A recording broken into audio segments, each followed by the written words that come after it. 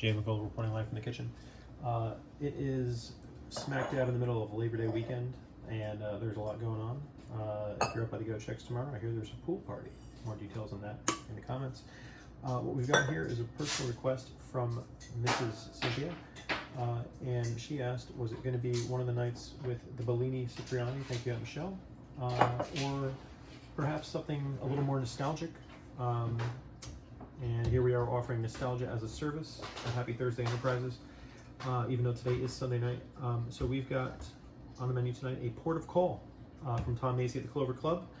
Thank you to Yuri Rusko for bringing this drink to my attention oh so long ago. This is Cynthia's favorite cocktail, and I'm surprised we actually haven't done it on this yet. The new name, by the way, no longer the Cockapoo. What is your name, Milo? Cockapoo Cocktail Club. I think we're now going by the Baby Bureau. We should have done that earlier. Anyway, we've got Sandman. You're going to want a Ruby Port, 1 ounce of that. Let's get that in. And I confess I'm a little unprepared, but I didn't want to let the lady down. And we don't have big ice. We don't have Spheres ice. There was a lot of that floating around at the party, and all we've got to show for it is 1.75 liter of Negroni. And apparently I was in the wrong to use Campari products. I read the article, thank you to coworker Nick Stang in the comments. For this alerted my attention. In Ukraine, the Aperol Spritz is seen as supporting Russia. And so have they canceled Campari for this? I don't know.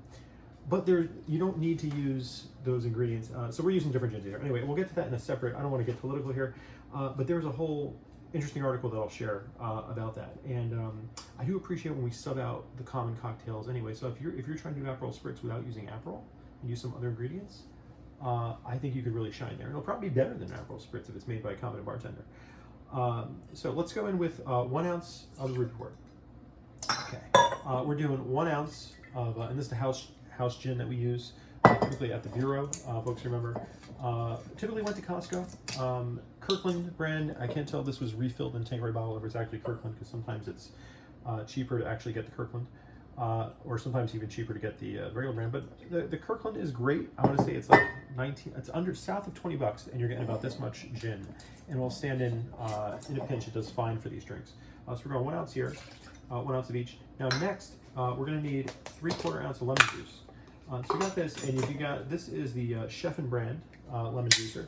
So we're going to use that, and we'll use one of the big bowls. I mentioned. Shout out to Grandma.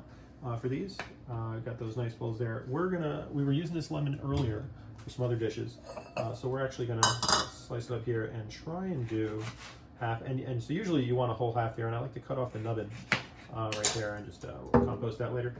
This is gonna go right here. We're gonna try and get. Usually I want to say a full lemon gives you a little bit over 1 ounce of juice. I mean, they do vary in size though. So when you say a lemon, like which lemon are you using? And that I feel I never really went out of my way to get good lemons. It was kind of like whatever you can get at we went to like the local grocery and stuff. I'm not buying the crummy ones that you might see at Acme. I'm going to try and do a little better than that. But you do want to make sure you get. You don't want to use an old fruit. So this can go right into the compost there.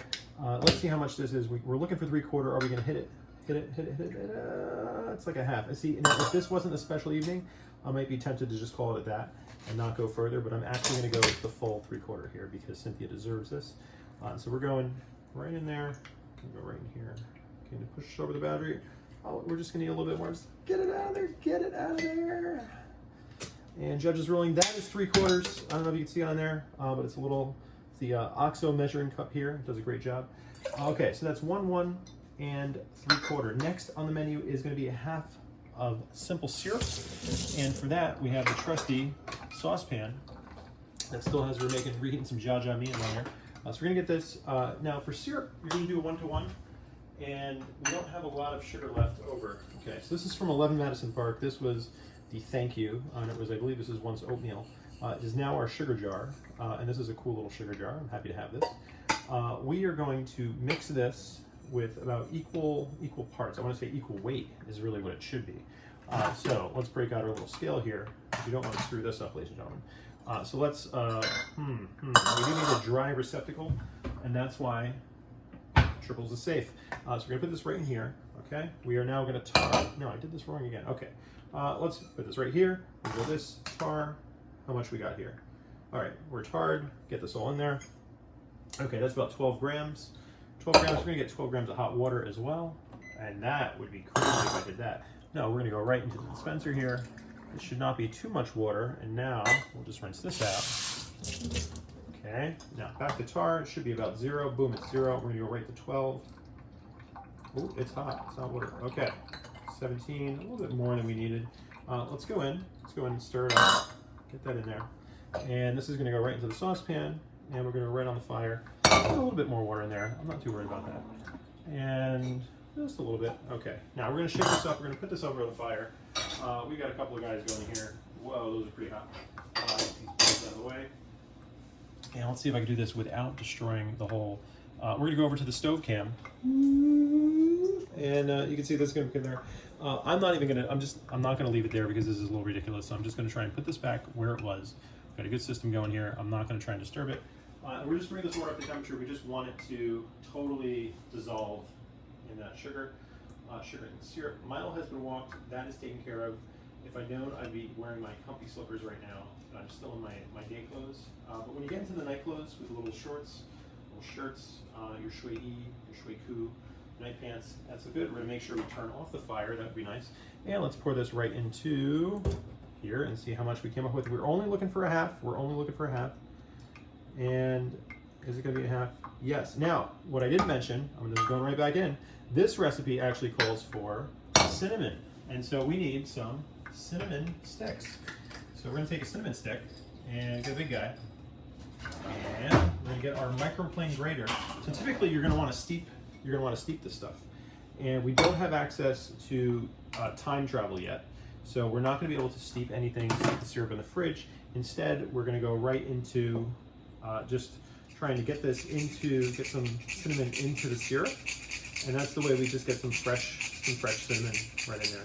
You're not going to want to use the powdered cinnamon because you don't know how old that is. So really, if you're going for this, put a little bit in there, and this is going to be your cinnamon symbol. Okay, so that's going in. And let's see what we got. Okay, this typically also works great for cheddar cheese. Sorry, not cheddar cheese. For Parmesan cheese. Okay, so this is now a good consistency, and we're just going to swirl that in. Now this can go right in here, and we're just looking for a half. Looking for a half. A little overflow there. That's okay. That's okay. There's mistakes allowed. All right. Now I do want to taste this to make sure the flavor is okay. It's going to be probably a little strong. Yes, that's good. And actually, yeah, the cinnamon has really come through there. So this is approaching what you might get with a nice steep. I'm going to put this down safely. I might want another one of these later. And this is going right in. And now the last component, I do believe, is going to be a hefty bar spoon of some kind of jam. And so you're going to want, typically, I believe, a cranberry preserves. And Yuri's been known to make those himself. We don't have access to right now, but one of our stand-ins, please don't fall. Okay, one of our stand-ins here, this is from, I want to say Aldi, and this is the preferred selection, Lidl, L-I-D-L, preferred selection, the tart cherry fruit spread, which stands in a pinch. And this is a fine vintage. It's not been opened in over a year, and it is fine. And prove it to you, there's no gunk in here. This has been climate controlled refrigerator. We're going to take a good bar spoon of that. Bar spoon. I always go a little heavy on this. This idea is behind. Maybe you wouldn't get quite as much in the bar, or I mean, they're using probably a proper preserve. And Yuri's made this before with a proper preserve. It is delightful. Oh, very nice there. And now, I did mention what we're coming up short tonight is on the ice situation. So we're basically down to, oh, somebody took another one. Okay, we're down to 4 cubes here. And so I want to serve Cynthia with at least 1 cube. So I'm going to take this out. I do think it's more important that she gets that 3 cubes for the dilution factor. So you don't want to go, if you're low on ice, you don't want to go lighter on the shake or the stir or whatever you're doing for dilution. So I'm going to respect that. And 4 is ideally what I would want to use for this situation. But I do want 1 for the presentation of the glass. Okay, we're going to put this in here, pick this up, and let's go. Now, I do want to say you want to wait till the kids are in bed or asleep before you start this procedure. So it's currently 10:29. The dog's been walked. The kid has been down for probably about an hour and a half.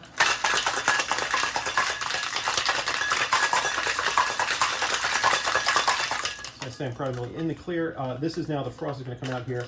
I like to give it a little bit more extra. And I can't do the tricks, the shakes like that. Things would just break. So I'm not going to try and do that kind of showmanship here. That is above and beyond my skill level. But now you're just going to break this till it comes loose here. And what you don't want with a typical, when you get a cocktail shaker set, I can say that fast, cocktail shaker set. Sometimes people get the Boston tins where it's got the integrated top. What you really just need is 2 cups. And back at the bureau, we really just had one of these in a pint glass. And then, I mean, the risk there is that maybe the seal is not quite as good as this. And then the glass, it's maybe the risk of you breaking the glass. But that was a kind of, I enjoyed having the pint glass. I don't think we ever broke one, and it was a bit fun to like learn to practice on that. I guess it's kind of like drive and stick, and this is kind of maybe like automatic.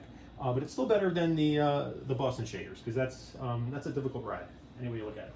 All right, so now we're going to take out the pre-chilled ice glass, and coming out here, and this should give us approximately, after you dilute the cocktail, you're looking about close to 4 ounces here. So typically, if you're batching a cocktail, like we did for the Pari, that was Negroni. And again, had I known, wouldn't have used straight Campari. I thought about some other options, some other Amaro. But when you're batching a cocktail, you're going to do about 25% volume in water, 25 to a third. And so that's what we did. We actually, and this is where you remember math is hard, let's go shopping. I was boasting out some here, right here, just the little post-it notes here. What is this, 175, and that was the 450, 450, 360. That was the ratio of the gin. So I went a little under the vermouth. I didn't do a straight 111. Then you had to count for the water. And that was like, so I'm doing fractions here. It's just, I mean, this is probably why you take elementary school math. Now, do we have enough here for a, I want to say, for a garnish? And I want to say, I think we do. If I could find the thing that you take the garnish with, what slicer do we use there? I don't even know where did we have a vegetable slicer? Is it gone now? Did somebody steal it? We were losing a big chopping knife and a few other things gone missing. And it turns out our potty was actually borrowed. That was fun. Okay, so I don't know what I'm doing with this. I don't know where the slicer is. This is an interesting development. Perhaps it's been gone as long as we've been gone, and it was not here since we got back.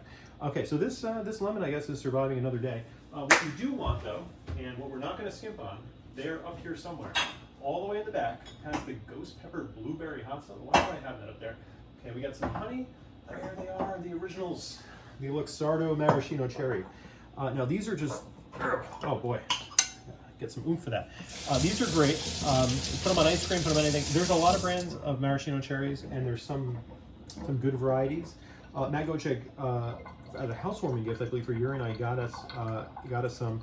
They weren't Luxardos. It was another Italian brand. But it was a nice rich cherry. What these are not is these are not your typical maraschino cherries that you might get from ice cream parlors and things like that. But I would say this is really what you should be using if you're serving ice cream at home. Think about, you just drizzle some of this syrup over some nice Fiordo latte or some vanilla ice cream. And I'm just going to take a bite into one of these.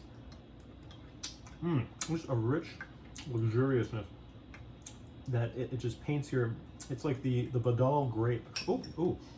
And these are one of those, yes, even if I drop it, I'm still eating this. Like, you don't waste, this is just a precious commodity. If there's rich people in bunkers somewhere in New Zealand, I guarantee you one of them has like a whole room stocked to the gills. I don't know if you'd want the giant cans, they're economical.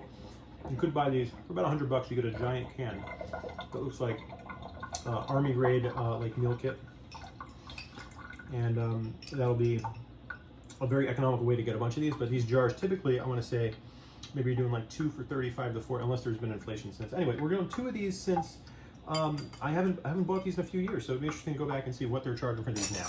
But I think I do have 1 jar in reserve, as well as 1 jar of Churchers, but you don't want to go too deep on that. Triples is safe, but I mean, 3 bottles of Churchers is just more than enough for anybody's lifetime. Or possibly not. I mean, treat yourself. So here we got, this is the port of call for Cynthia, sans garnish, because I can't find my vegetable peeler. And let's just give it a taste. Oh, that is nice. It's going to melt down. Get a little more diluted there. I think she's a sipper, so this will mature nicely as the ice melts, and just give her a really good. I think this is what she's wanted for a year. So it'll be a pleasure to give it to her. I'll take 1 more sip and hand it off. But that's Jmikola. We're pouring life in the kitchen with Tom Macy's Port of Call. Thank you. Bye bye.